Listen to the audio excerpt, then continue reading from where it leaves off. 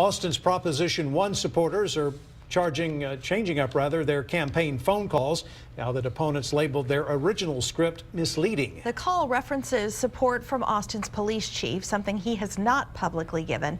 KXAN's political reporter Phil Prazen explains the latest controversy tied to the May election.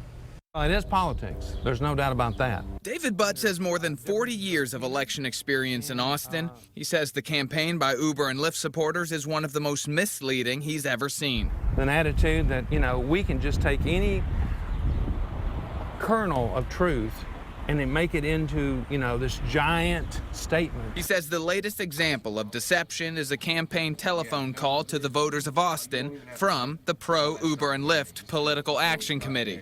It infers that Austin Police Chief Art Acevedo sides with them, a position the law doesn't allow him to take because he's appointed to the job. It's sort of the same kind of deceptive practice to lead people into believing, oh, the police chief is for this.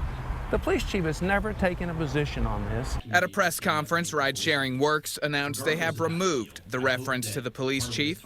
They originally had him in the call because of testimony he gave City Council describing how ride sharing played a role in reducing drunk driving. I asked former Mayor Lee Leffingwell about accusations of misleading voters, and he just pointed his finger to the other side. Well, the biggest thing to mislead the voters, frankly, is the ballot language that was approved by the council.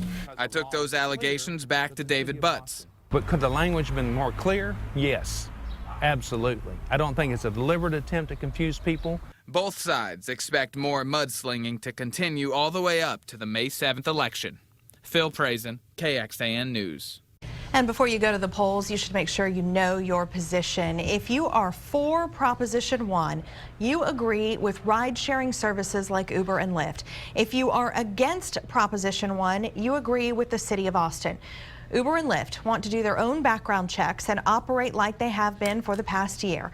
But the city is against Proposition 1 because it wants drivers to do fingerprint background checks and follow a list of new requirements passed by the Transportation Department. KXAN's investigative team has also filed a fact-check report on the ad supporting Proposition 1. It found the ad had misleading and mostly false statements.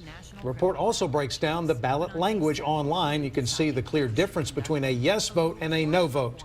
You can also find that story under the investigation tab at KXAN.com. A growing